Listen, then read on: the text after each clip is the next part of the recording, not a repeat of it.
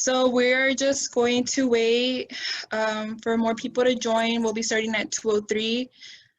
So until then, we'll just wait for more people to join. And yeah, if you guys have any questions or concerns, you guys can ask us through the little Q&A button at the bottom. And we will answer them either during the presentation or after the presentation. So yeah.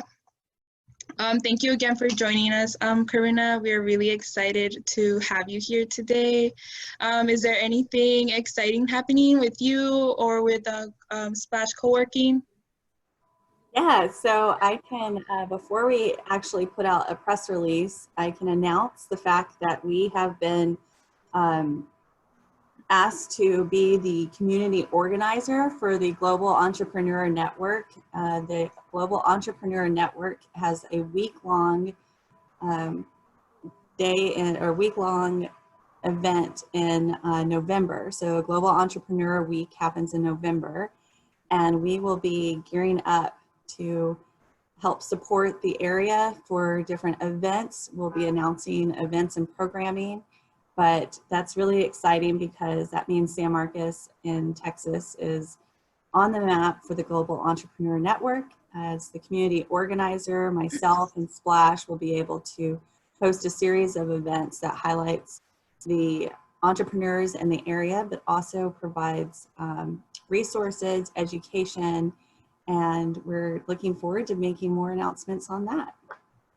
Oh, that is so exciting. We can't wait to, yeah, that's a really big opportunity that you guys are getting, especially coming from a small town like San Marcos. It's great seeing that people see so much potential in such a small town that has so many great qualities. So thank you for sharing that with us today. Yes, we have entrepreneurs here in Central Texas, and this gives us a great platform to highlight the work that everyone is tirelessly doing in the area. We sometimes fall in the shadow of Austin, Dallas, and San Antonio, and Houston, and I think now we're really starting to stand out, and as the community organizer for the Global Entrepreneur Week, I know we're going to be able to showcase that even more. No, yeah, that's great. So now, if we haven't already switched to the main PowerPoint, we can do that now, and we'll be starting the presentation. So hello, everyone. Thank you for joining us for our second webinar series of the Entrepreneur Bootcamp webinar series. We're so excited to have you guys all here. The topic for today will be your elevator pitch, and it will be facilitated by Karina Boston Finales. I would also like to introduce myself and our team. My name is Rocio, and I will be the monitor for this webinar. We also have our translator, Sarie, and our technical support person, Sachet. During this webinar, you will be able to ask questions, like I said before. In order to do that, you can click on the Q&A button on the bottom of your screen. Just type out your question and we'll get it. And we'll save all the questions towards the end. But if you have any questions regarding technical support or anything else, please do type them out whenever you have the issue, and we will try to get back to you during the webinar. And just another reminder that this webinar is provided under a grant from the Texas Workforce Commission, Workforce Solutions Rural Capital Area, and the Service Learning Excellence Program at Texas State University. With that being said, Karina, thank you so much for being a part of this series again, and I will now hand this over to you. Wonderful. Everyone, I'm excited for you to be joining us today as we take time to perfect your elevator pitch. We're also going to learn how to customize your pitch where your company or business is. And we will be going over tools that are tailored to your pitch for the audience that you're speaking to. We're first going to begin going over some of the personal experiences that I professionally have encountered and using real world examples to apply this to where you're wanting to go with your business, and also making sure it's reflecting and highlighting the goals that you've been setting. If you don't have a clear idea of what stage you're currently in within your startup, we're going to go over a section and speak to the stage that you're in, and I will help identify what stage you're currently at And through using a simple activity, we're going to actually narrow down what you're currently doing and craft your pitch in order for you to accommodate the phase of growth that you are experiencing. We're going to then assess the progress of where you come and where you have come from to where you're going. So this is the story that you are pitching from, the story of your entrepreneurial journey, and helping define your entrepreneurial journey is really key. The journey of a business is ever changing, and you want to make sure that you're going to be able to document and really relay the defining moments that you have accomplished up into this time of your startup. I just want you to all remember during this time that we're together on the webinar that no one can tell your story better than you. You know the trial and tribulations that you've gone through. You also know the vision and idea of what you have in mind for your startup. Applying your pitch correctly is not only to your audience, but to your current needs is so important. And making sure that you are able to establish communication throughout the time that you pitch and also as a follow-up is really, really key. This can make or break how you receive resources or even helping accelerate your business. In the webinar, I am going to also go over how to connect with your audience authentically. Connection through an authentic voice is really important. When you're speaking, you can also turn an opportunity into something that is long-term and or something that is an immediate opportunity. If you give me 1 second, I need to adjust something really quick. I'll be right back.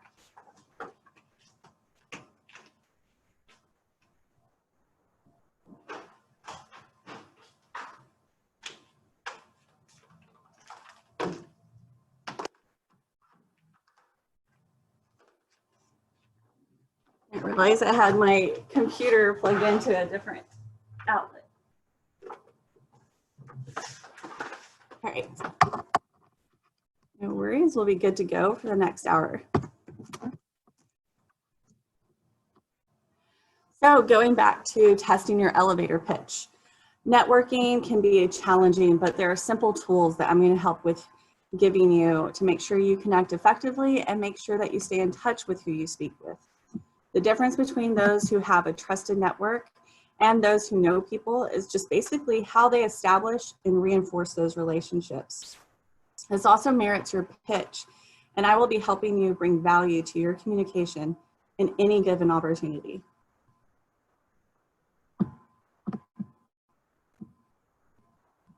We're actually going to test the pitch, and we're going to make sure that every exercise that we go over in the next 60 minutes is put to work. Hopefully this will bring you to the point where any questions that you may have that I may not have answered are actually addressed so that we can talk them through, and then actually you can really use this time to customize the needs that you have and make sure you walk away from this webinar feeling confident and excited to give you an opportunity to move your business forward. I want to start by just doing some homework. I hope that you're either taking notes during this webinar electronically or by hand. So please just take the time to jot down any questions that you have. And at the end of the webinar, you can share these questions and I'll be happy to answer those at the end of the webinar. For the most part, I'm going to be off the screen so that you can focus on the slides. I'll pop back up closer to the end, and this will just cue you to have any questions that you want to ask ready.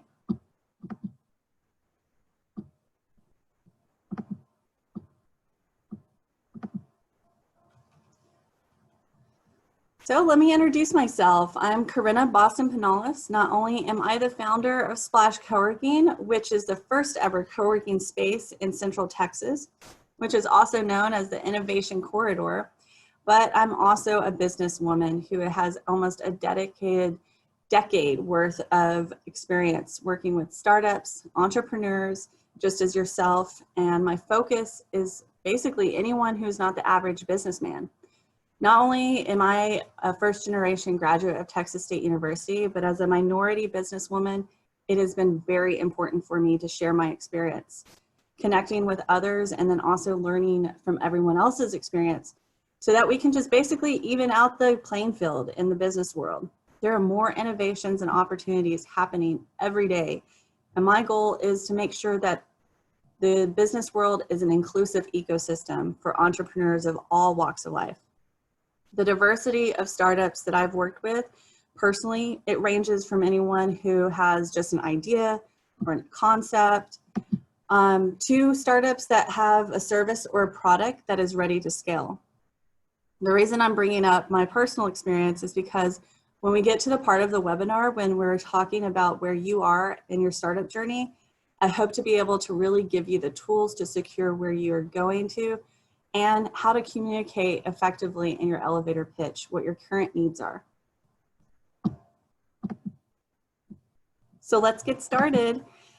The business cycle is a continuation, always changing, always developing and moving. Currently, we're, in a pandemic, and no one has seen or even projected the effects that we are feeling currently right now in the economy.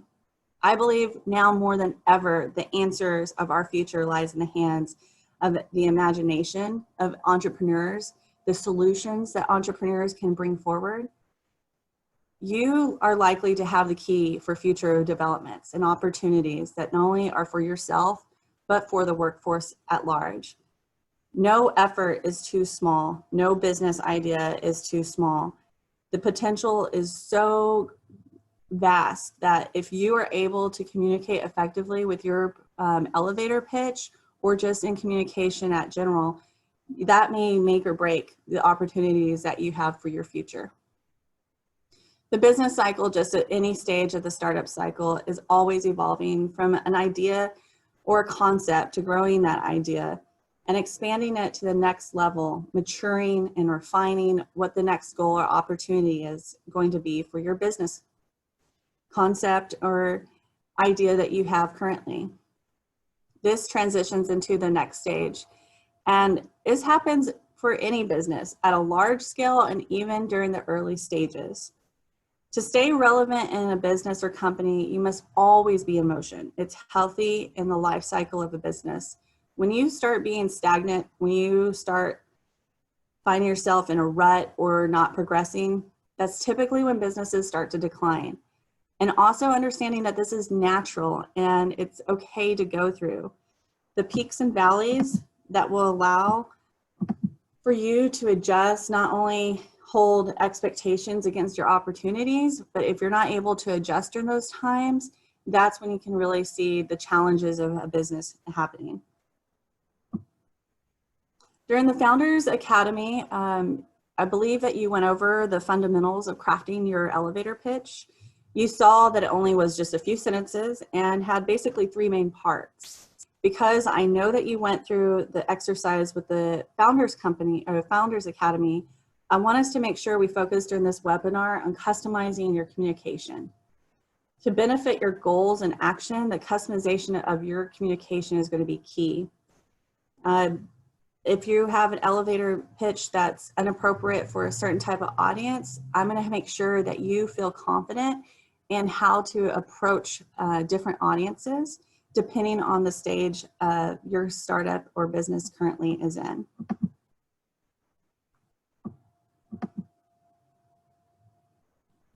Different stages call for an identity that is relative to your goal. So this is something to keep in mind while we move into the activity that I have planned for us. Speaking of the startup stage that you're in, we're going to move into the activity to figure out exactly where you are. You want to also make sure that you're defining a goal that is current to your business needs and keeps the entrepreneur and your team moving in the right direction. If you know your stage that you're in and your team is aware of the stage you're in, this is so important in order for you to effectively communicate all throughout your company and your business.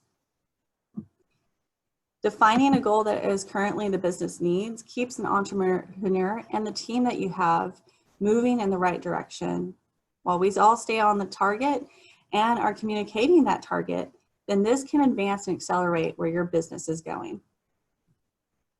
So earlier I asked to make sure that you are taking notes, and either if you have a pen and paper or if you're doing this digitally, please get ready to participate in this activity together. For this webinar activity, we are going to focus on 3 main stages of a startup. The first stage is really the beginning inception of a startup. The idea and the concept, the high-level research, this validates that your idea exists. And also that high-level research might have a way for you to understand that your concept has some grit that would actually make it into the marketplace. These are all conceptual questions and personal conversations that start in the beginning stage of any startup. The second stage is mostly focused on validation. It's taking those pondering questions that you have in the first stage and then really putting them to the test. This is also when you most likely have invested some of your own personal money or have expenses in the form of in-kind, or utilizing the resources you already have at the seed stage. During the second stage of your startup, this is also when you start to receive some feedback, because you're going to be doing some customer evaluation and testing the market from a high level. You may also be developing process thinking about your business plan or business scope. The way that you're going to scale might be a thought or process that you're going through right now, or even the process for customer acquisitions. And the third stage. The third stage is really when the startup basically starts to take off. This is from beginning to like roll over, if you're comparing it to a baby's development stages, or learning how to crawl. These are the unbalanced first steps in the third stage that a startup takes. And you may also be actually prototyping, testing your market, getting it out there and hosting pop-ups, or blasting it on social media and getting feedback and having your first customers try out your service or product. All this typically happens in the background before you really make that giant splash into your launch. So on your notes, get those ready. As I prepare to go through the activities, we're going to write down just a few numbers as we go through each of the slides. After we go through the next 3 slides, we'll add up those numbers and we'll see what stage your startup currently is in.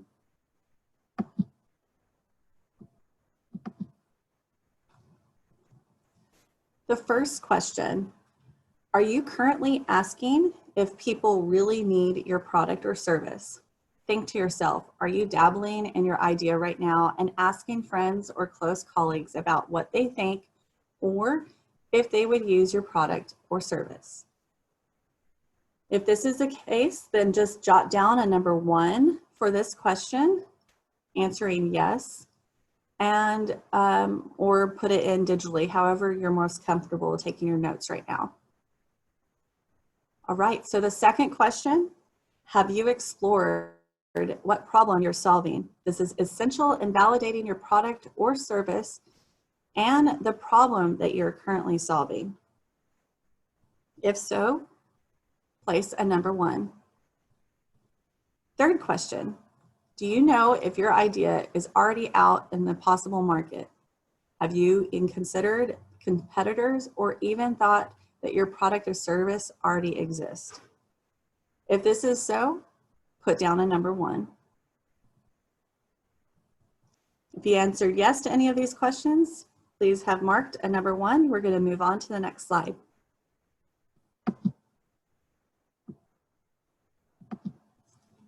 Moving on to the second set of questions. First, have you identified why your idea is a strong solution? At this point, where you have moved from validation of your startup product or service, there's more security in what your idea is. This is not just a pipe dream that has come to you. You're actually seeing that you have identified that you have some foundational reasoning behind starting and accelerating your business. Second, if you answered yes to the first question, put down number 2. Next, do you have several customers that you want to provide your product or solution to? Have you already sold or offered a solution and a customer does not so much need to be a paying customer, but this customer could possibly be someone that is using your product or service? If that's so, please mark down a number 2. Have you asked your friends and family their opinion? You know how everyone enjoys giving their opinion. So typically this is usually pretty easy to ask and get feedback. So if you've done this, put down a number 2. Last question for this slide. Do you have an idea of what it would cost to take your idea to the next level? Do you have a goal in mind that you're wanting to meet? And if that goal is going to cost a certain amount to scale to that next level that you have in mind for your business? Have you knocked out your burn rate or how much it's going to cost until you have started to acquire paying customers and having a customer acquisition? Or do you have a revenue source that you have in mind? If you've answered yes to any of these questions, please mark down a number 2. We're going to go ahead to the last slide of this activity and ask you a few more questions. If with these questions, you want to put down a number 3. So the first question of the last slide, do you have a tangible product or concept of a service? Tangible means that you can measure this product or service by either how many has purchased or used your product or service. If so, put down a number 3. Second, have you hosted a product testing event or had friends try your product out? When describing a hosted product testing event, this can be in the form of a pop-up, or like when you have a booth at a market, having an in-home product testing or networking event. And now that most people are virtual, even having a social media event or group dialogue focused on your startup, this counts too. This could even be using surveys where you're making special offers for people to try out your startup concept. If this is the case, please put down a number 3. All right, just 2 more questions. Have you spent any personal money or are you bootstrapping right now to support your startup? Have you had a consistent amount that you are invested into your startup that you regularly are putting aside? This could be anywhere from like $50, $100, or $1,000, whatever it might be. If there is a consistent amount that you put aside every month now for your business, please answer yes and put down a number 3. All right, for our last question, which is how have you created a way of attracting and securing customers? This can be in the form of a marketing plan, outreach, or communication that tracks and secures customers. Please put down a number 3. All right, now look down at the numbers that you have placed and just add those up. How many times you put a 1, a 2, or a 3. Now you may end up with a tie. So if that's something that has happened, consider how long you've been working on your startup. If you're in the later stages and you have mostly 3s, this is where you're past the inception time. You have really hit the ground running. You do not leave, you do not need to validate, but you actually have put your startup into the real world. This is different than being in stage 2, where we're still more or less dabbling in the market. We have a few people that are just trying the product, but are not necessarily customers. So if this is the case, you want to put down that you're mostly in that 3rd stage, and if not, you're in the 2nd stage if you're still kind of in that unknown space and you haven't been dedicated either fiscally or your time. So consider your time capital just as important as fiscal capital. Sometimes people pour a lot of money into something, but they don't spend a lot of time focusing on it. Time is something that we never get back, and it is also priceless. All right, so this activity was intended for you to get an idea of what stage you're in. And the slide that we have up right now is to show the ramp up of a startup, the experiences from the first parts of a startup to the later part that each and every one of us goes through. Back to the business cycle that I mentioned a couple slides ago, this kind of cycle and the different stages of startup, this happens repeatedly throughout the development of a business. So if you are in one of these stages, know that you move to the next one, and you might also see one of these stages again throughout your business.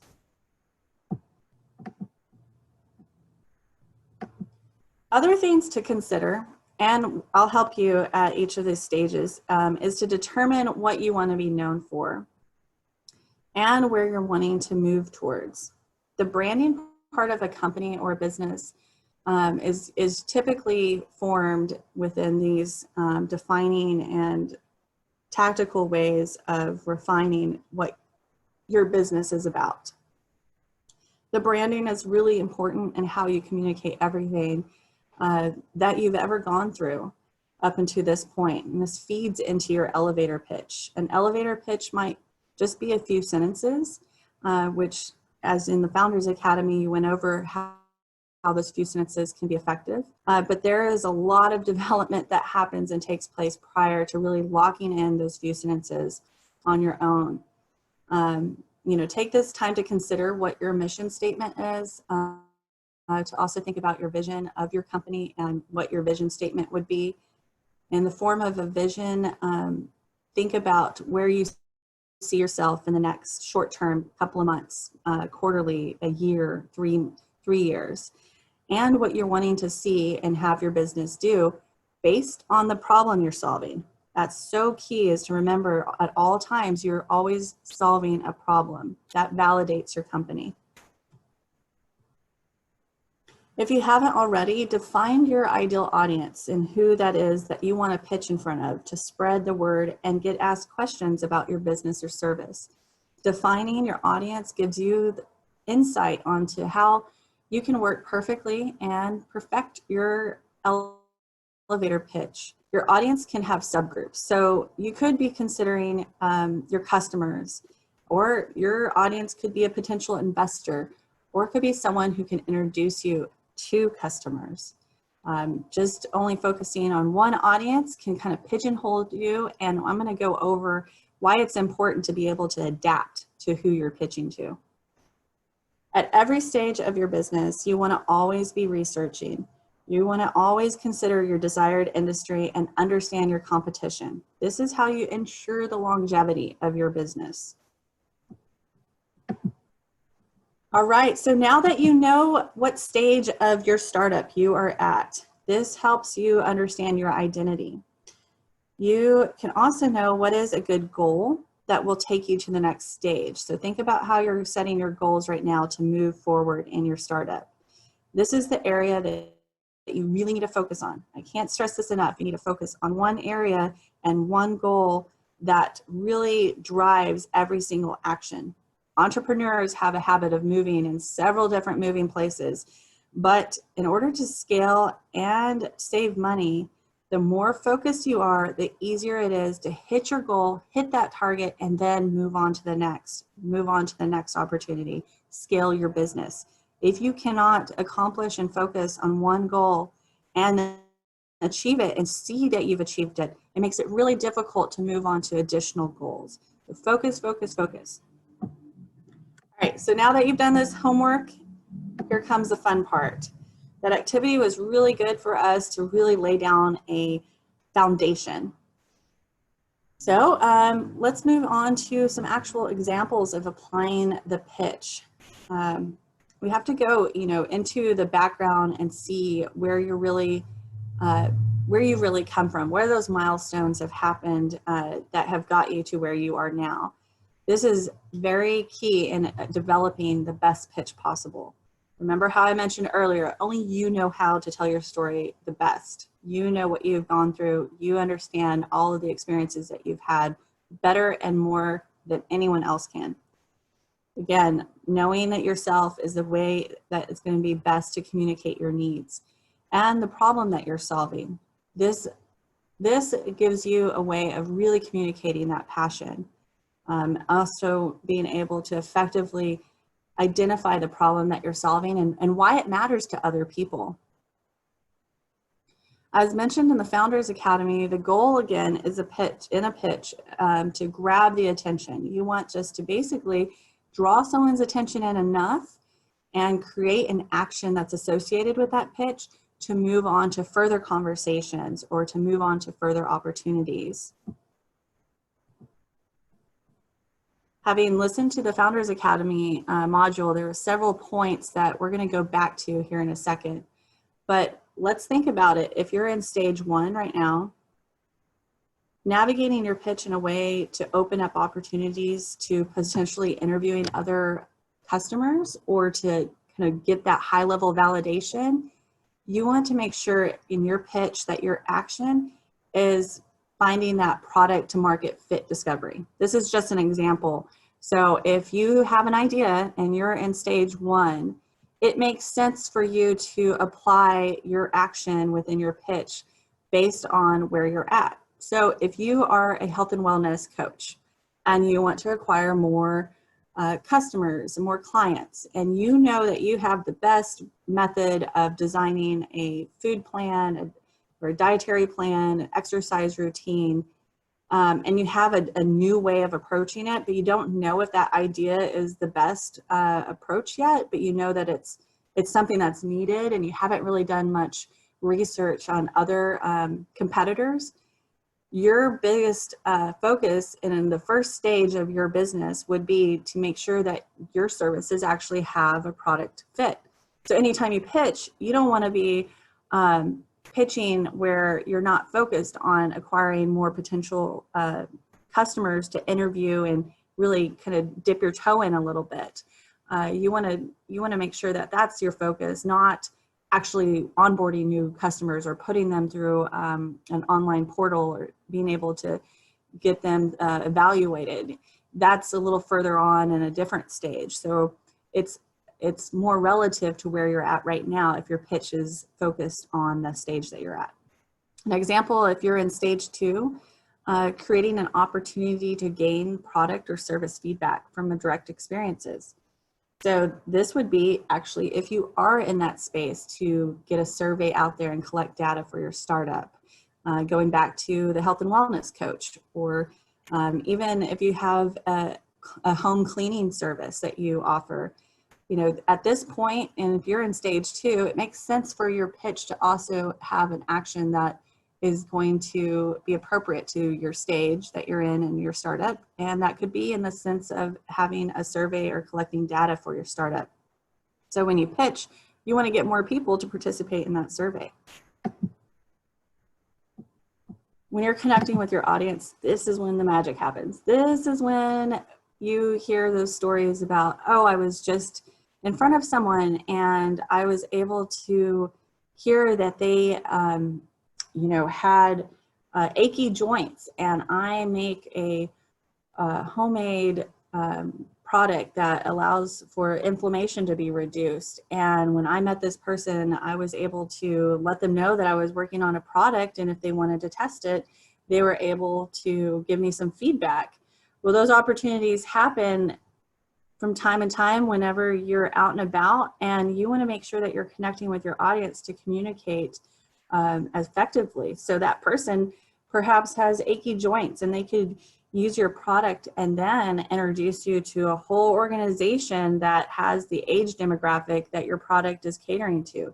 You have no idea when these things are going to happen. So that's when everyone talks about the magic of an elevator pitch and really connecting with your audience. That's what that means. Having listened to the Founders Academy, the module that y'all went through, there were several points that were brought up. Speaking to how the pitch is just basically to grab the attention. You want to be able to state a statement and then engage how that conversation is moved into the next phase. The conversation engagement is key. So it really does depend on how you're going to grab a hold of who your audience is. This is why it's so important. And what you're wanting to do as an action within that communication is associated with the pitch.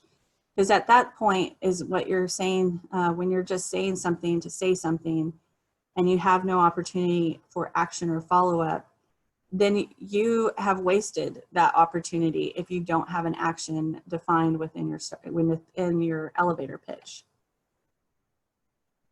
Again, the elevator pitch is that way of opening the door. So how can you prime your pitch to know and connect with your audience?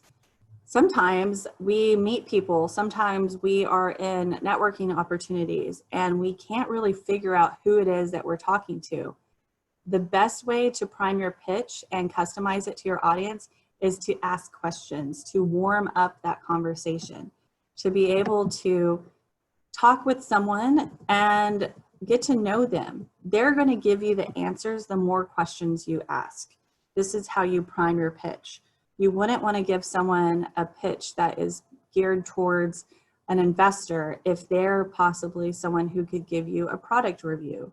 So the only way you're going to know how and know who they are and know how to customize your pitch is by asking questions and understanding what information is relative to what they're doing or who they are affiliated with. Again, remembering that there's those two parts, the A, what you do, and then also why should someone care? So when you're stating your elevator pitch, you have to remember that the problem you're solving and then also the benefit to your customer. Connecting with your audience will allow for you to relay this information in your pitch.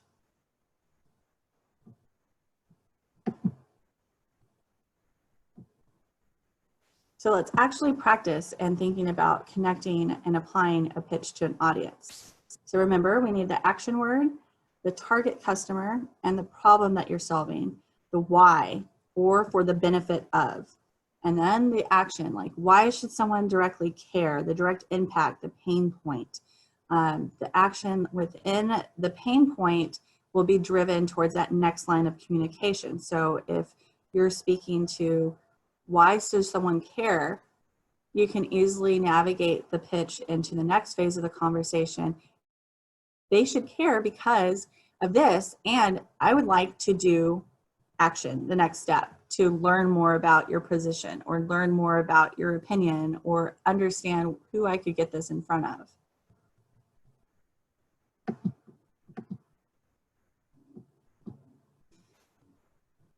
Applying the pitch to different opportunities that you would be able to connect with people. So let's go back and think about the couple of sentences that go into an elevator pitch. Say, for instance, you're at a networking event. Let's pretend we're pitching the health and wellness coach again.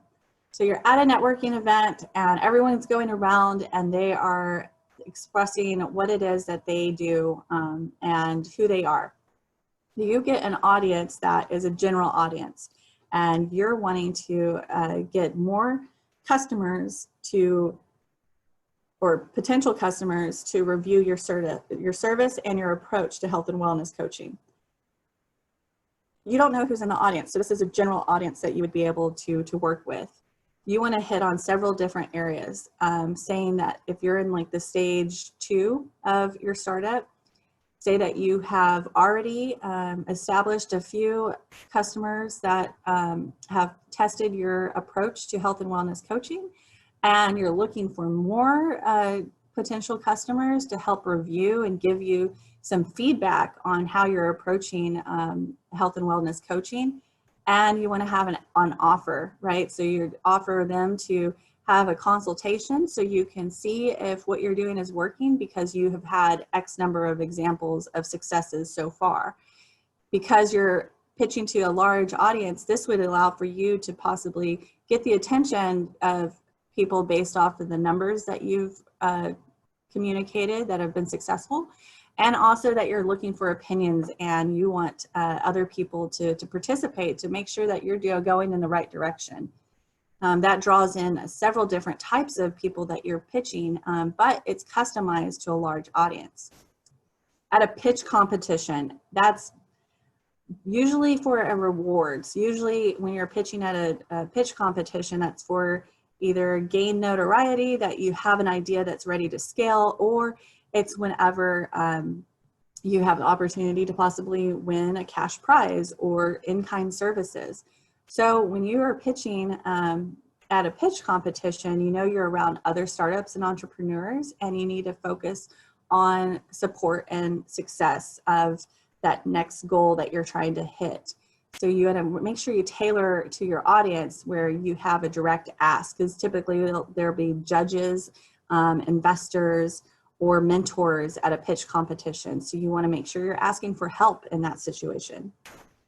When you're engaging with your ideal customer, you want to make sure that your elevator pitch is focused on how that ideal customer will benefit. That's where you weigh heavily on the why. What's in it and why should it matter to them?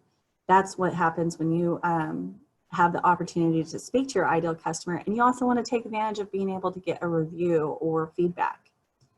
When you're invited to a podcast or a Facebook Live, and that's a way of marketing and promoting your product or service, you want to make sure that in your pitch, the action that you're focused on is that ask, like, you know, either to sign up to get a freebie or a trial of some kind, or something that captures leads, basically being able to get potential customer leads when you're in a marketing and promotion opportunity. When you're hosting an event, depending on what stage you're at, you can have the platform and the audience attention to be the expert and be leading your industry, because you're in control when you're hosting an event. So you want to make sure that you're giving out great information that's viable to your potential customers, and giving an action within that pitch that is going to draw your attention and draw the attention of your customers.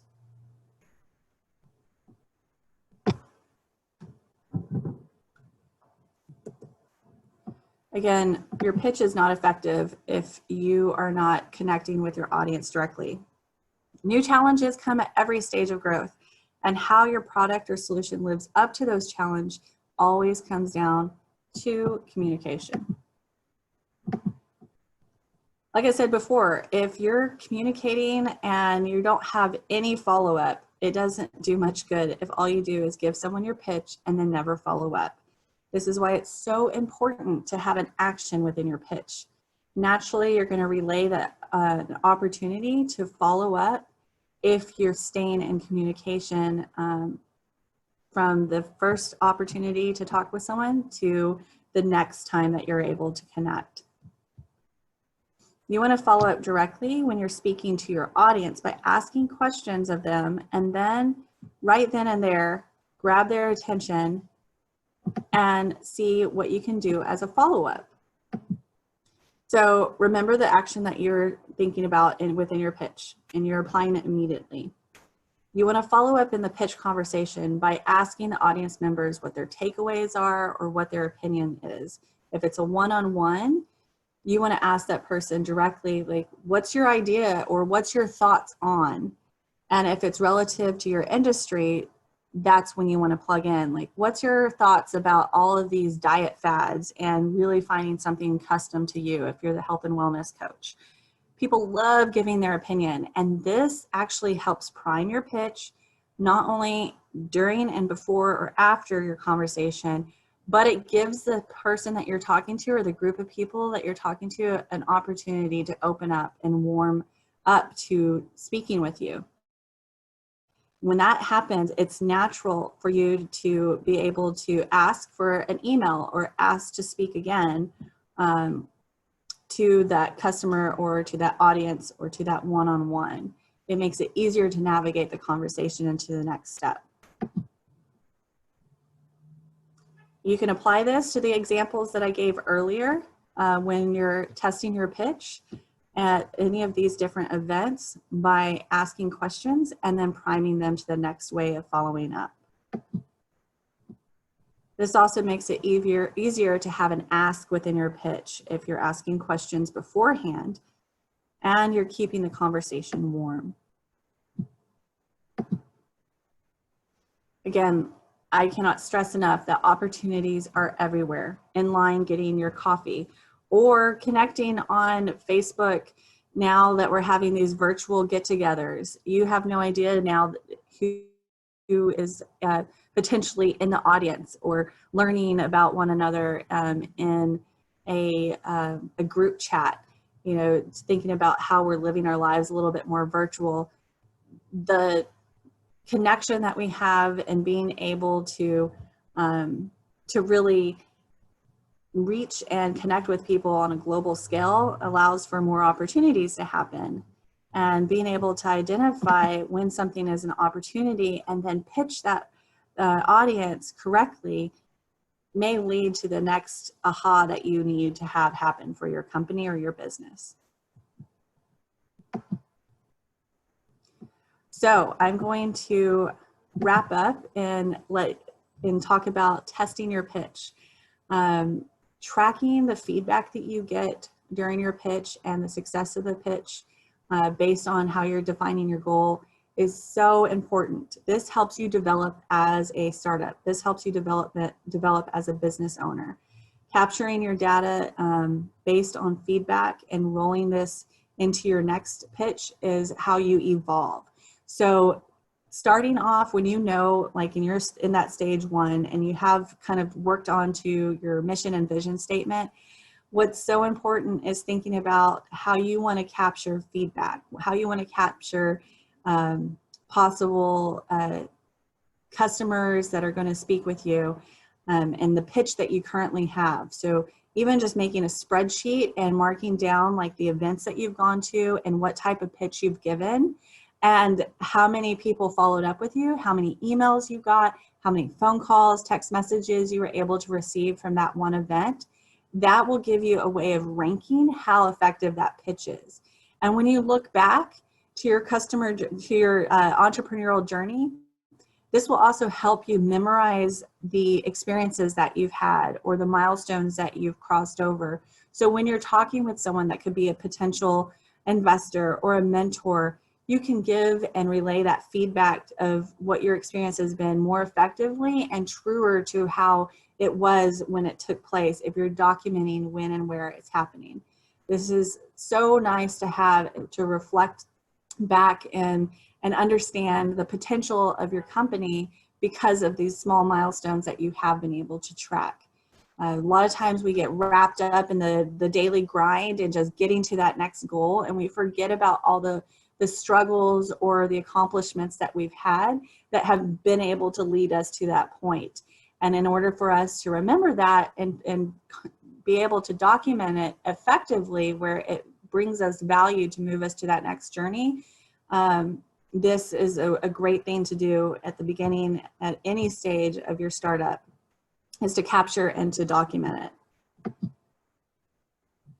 In wrapping up, remember that practice makes perfect. So do this in front of the mirror. Think about how you're expressing yourself, that there's different points in your pitch that you're expressing more energy, if you're smiling, if you're concentrated, if you're direct.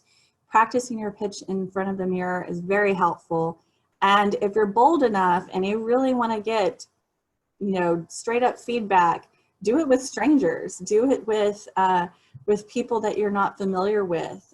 Because if you push past that level of discomfort, you'll see how empowered you feel based on other people's feedback and using the opportunity to ask questions to really customize your elevator pitch. There's always friends and families and colleagues that are more than happy to listen to your elevator pitch. Practice on them and mark down that feedback that you are able to track. So later down the road, you can look back at what was working and what needed to be adjusted. And I think we're ready for Q&A. So if there's any questions and answers that you need, I am here to help.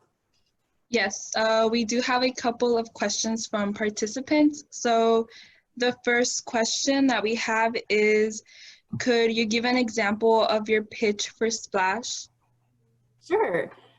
So let's think about setting the scene. I'm going into a networking event where there's startups and entrepreneurs, and I'm able to introduce myself. What I would say is, this is Corinna Boston Pinales. I am the founder of Splash Coworking, which is dedicated to people bringing them together within the community and offering effective, affordable solutions for startups, entrepreneurs, and businesses.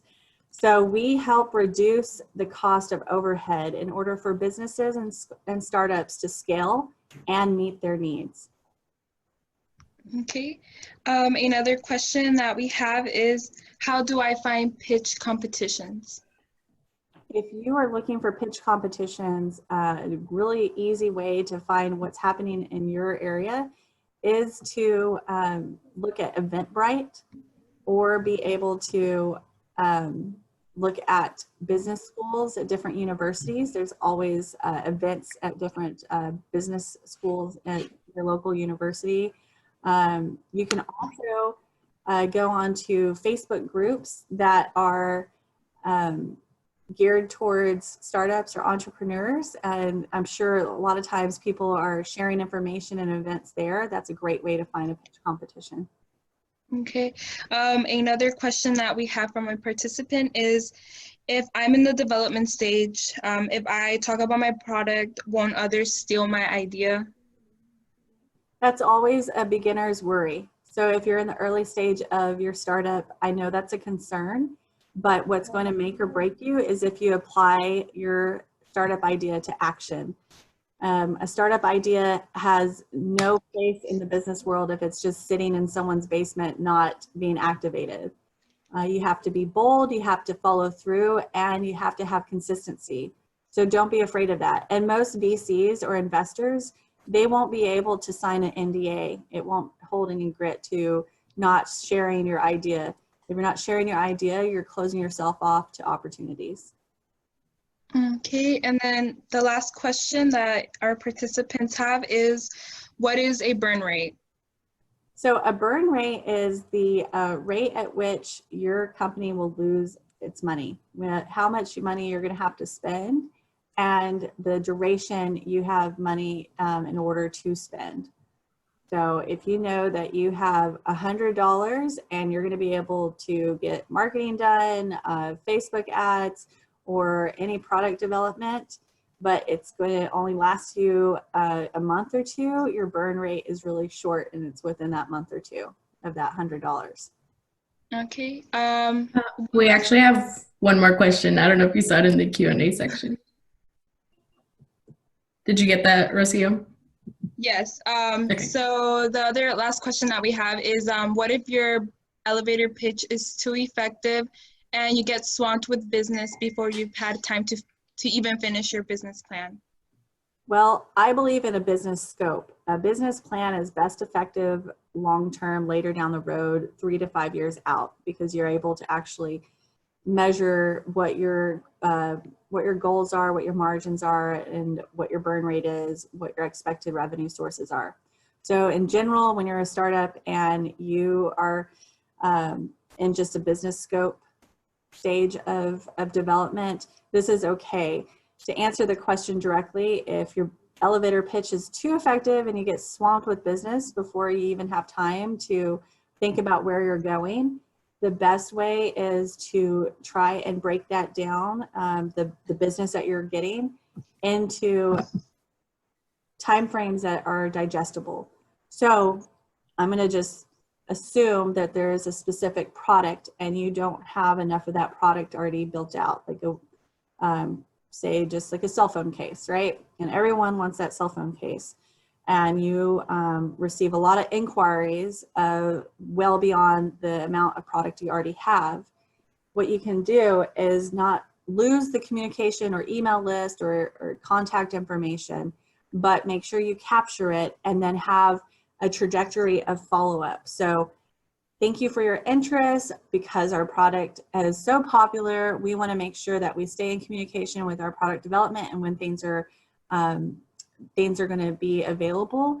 In the meantime, we're going to offer you this, whether that be adjusting it to where they're offered into a special social media group where you can stay in communication and share different researches on topics that are relative to your product, or creating community and with those potential clients. Don't be afraid if you're getting swamped with too much business. Because you're an entrepreneur, I'm sure that you're able to innovate and think on your toes, but don't let those become walls in the development of your progress. Okay. Another question that we have from a participant is it better to combine third-party agency research with your own research? Yes. If it's available out there, make sure that it's accredited. So if it's peer reviewed, or if you're able to see research that's out there that is scholastically confirmed, that's great, because that's actually helps you focus on where your research is most effective. You want to always be able to compare what you're doing out there with an unbiased point of view. Okay. And I believe that we have a Spanish question, so I'll let Sadia ask that one. Yes, the question that we have posed in Spanish is, I'll say it in Spanish first and then I'll translate it so that we can all understand it. It's gonna be, ¿qué consejos tiene para un hispanohablante y si hay recursos que pueden utilizar? So that'll be any advice you have for Spanish speakers and any sort of resources that you can recommend. Yes, so any advice for Spanish speakers, you have an advantage of communicating to an audience that's not usually catered to in the States, but you also have an advantage to potentially meet a market that is well beyond the English-speaking customer base. Use that as an opportunity to communicate to a larger scale. Resources that are out there, there are Spanish-focused entrepreneur groups on Facebook. San Antonio, if they're in the Texas area, there's the Hispanic Chambers.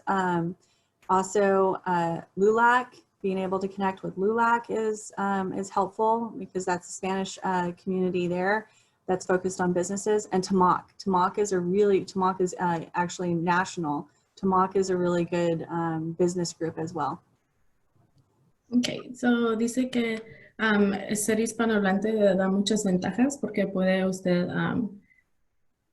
dar sus servicios y productos a una audiencia que tal vez muchos se olvidan de hacer productos para ellos dirigidos a esa audiencia, y unos recursos que puede utilizar son buscar grupos en Facebook de emprendimiento, o ya sea dirigidos a su audiencia que quiere alcanzar, y también puede utilizar recursos como LULAC y TOMAC.